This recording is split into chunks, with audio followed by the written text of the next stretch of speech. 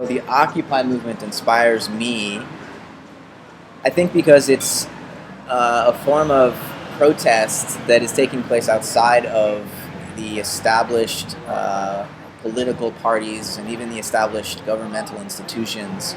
And I think that is necessary to see the kind of deep structural change that is necessary to move our world forward. Um, Both of the political parties that dominate the scene here in America are equally corrupt. They're basically run by lobbyists from large corporations who write their own legislation, hand it to the politicians, who then pass it basically on party lines and even across party lines sometimes. The Occupy movement represents people taking to the streets, forming new kinds um, of government. Really, with you see this coming through in the General Assembly, where there is prolonged debate in order to reach consensus with hundreds and sometimes thousands of people, showing their approval, their disapproval, and they reach consensus on what the next step is and how to move forward. And that kind of participatory democracy where you're face to face with your fellow citizens, I think, is necessary to change our country from the ground up. The issue is that we've had very different parties in power and we're seeing no change. And what that tells me is that the structure itself is broken. And when the structure itself is broken, voting alone isn't sufficient. And so what you have to do is to have some sort of genuine populist uprising where you re-engage the notion of a genuine, as Matt's saying, participatory democracy, where it truly is a representation of sort of the messy complexity of thousands of people trying to all have their voices heard rather than just two dominant and inadequate voices that are largely run by lobbyists, largely in the pocket of various corporations who aren't serving the interests of the people and in most ways are legally outside of any kind of shall we say, ability for us to reprimand or rein them in. So at this point, some kind of organized movement like the Occupy movement is what's become necessary. The general American probably has many different opinions about what it is that's wrong with the American political system and how it connects to capitalism or how capitalism is practiced in the United States. And a lot of this hinges on sort of the common debate between a free market ideology and between a government-regulated ideology. And the conversation in the United States for the past several years has been completely inadequate.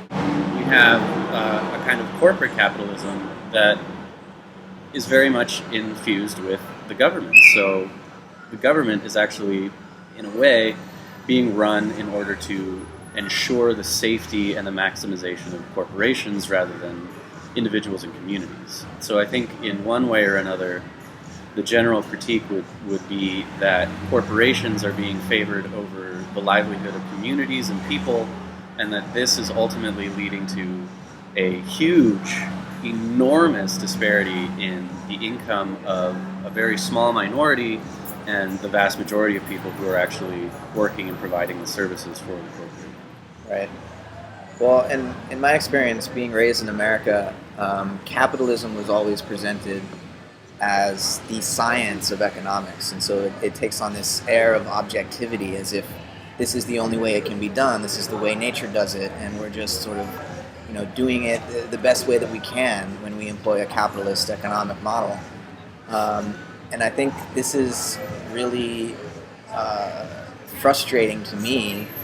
I still think that Marx's critique of capitalism is right on, and it's even been further validated today because, as Adam said, the owners of the capital are getting richer, the laborers, the workers, are getting poorer, and the only thing that we need to add to Marx's critique is the ecological angle.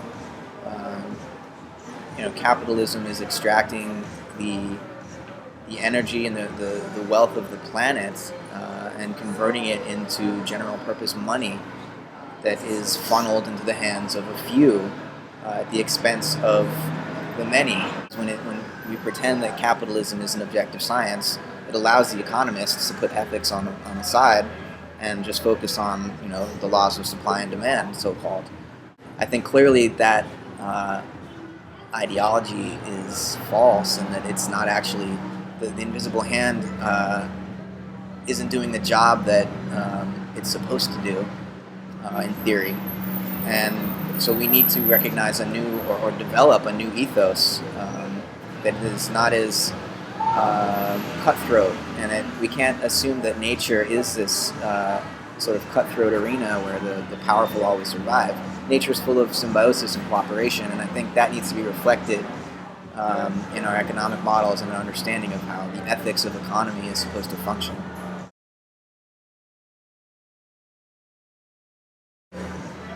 So the question of responsibility here is interesting because obviously there are several key figures who we might want to say are guilty, hold accountable, are more to blame for the current economic crisis, particularly the 2008 financial crisis, than other people. These are, of course, the heads of various banking organizations, corporations, and so forth.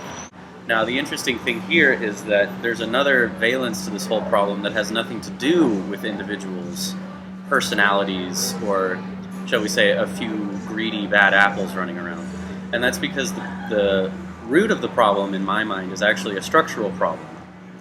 And so while we see that the Occupy movements are in large part you could call a moral or ethical rising by the people, and I think appropriately so, the problem is in itself not what we could call a moral problem. It's not as simple as to say that these people just have poor character. They clearly do have poor character, but the deeper issue is a structural one, and it has everything to do with the structure of taxation. It has everything to do with how, as Matt was saying, the market externalizes concrete ecological value in favor of a sort of abstract ideological consumeristic value. And these are all things that don't rest inside of any one person. So it's not at the root, it's not a problem of individuals or bad character, it's a structural problem that, in my mind, can only be fixed by a change in the structure in itself, and a fairly dramatic change in the structure. And this would have primarily to do with the distribution of wealth, with tax reform, with the relation between corporate money and lobbyists and government, and in particular an issue that we're trying to raise now, but that isn't voiced very loudly in the movement today, and that's particularly the ecological issue, which is that world capitalism is terrible for the environment. Yeah, I basically agree with that. I think it's short-sighted to blame individuals for what's going on, because the very logic of the system within which they are embedded and are held accountable to legally, the corporate executives and so on, they have to make a profit.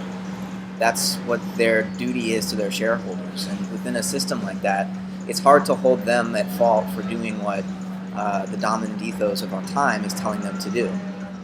Granted, those of us who think that we need to shift into a new worldview where corporate profits aren't the only thing of value would see that as immoral actions and hold them personally accountable. But we also have to hold ourselves accountable. And I think people, occupying these public spaces in various cities around the country are beginning to awaken to the fact that they have a responsibility to make these changes happen and to communicate the message of critique and deconstruction of this dominant system and its logic. So we can't externalize the responsibility. I think we have to take it on ourselves, because really the corporations can only function to the extent that they are able to persuade the people that what they're doing is in the best interests of our country and of our lives. If we are able to organize en masse, then I think the corporation will be forced to adapt to the demands that we are making. In Oakland a few days ago, we were able to shut down the 5th largest commercial port in the United States.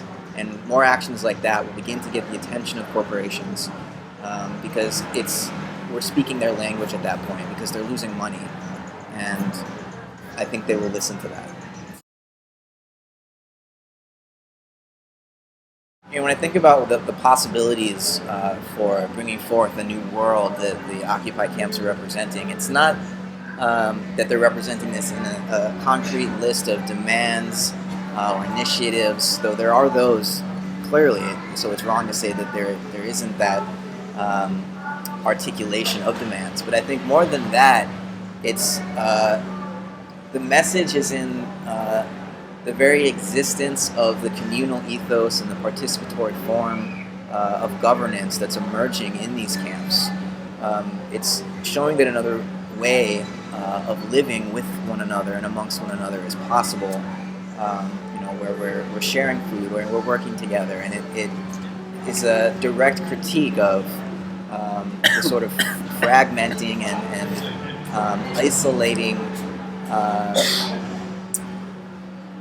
way of life that capitalism fosters. Capitalism is increasingly privatizing our lives and the spaces in which the places in which we exist, so much so that it's really difficult for the occupiers to find any highly visible public lands to even camp anymore. Those spaces just don't exist as they used to exist, and so part of the issue that these camps are raising is that where do we go to voice our free speech and our sense of discontent with the dominant ideology today. Certainly the internet has functioned, in the last decade or so, in a way that allows us to do that, but it's not as publicly visible. It's basically private space. You don't see it on your way to work every morning. You have to seek it out. This is a case of what Marshall McLuhan always argued, which is that the medium is in fact the message. The message is actually in the encampment itself. Now, I'm not saying that the solution is that we should all turn every metropolitan area into a giant tent city. I don't think that would work. But what we are seeing is the message of what's being displayed there, which is reclaiming public space. That's not private space. This is space for people to discuss, debate, argue, deal with complex issues as a community, and not just to go into a private space for consumption. But what we see is these people getting together and actually enacting and bringing forth what's missing from American politics, which is a more drawn-out, complex debate about real issues that aren't reduced to sound bites and aren't reduced to simple binaries. And so in that sense, whenever you see a cameraman filming one of these encampments, the message is right there in front of you. You don't need to see, it doesn't need to be a manifesto with 186 clearly articulated points from somebody who has a PhD in political science.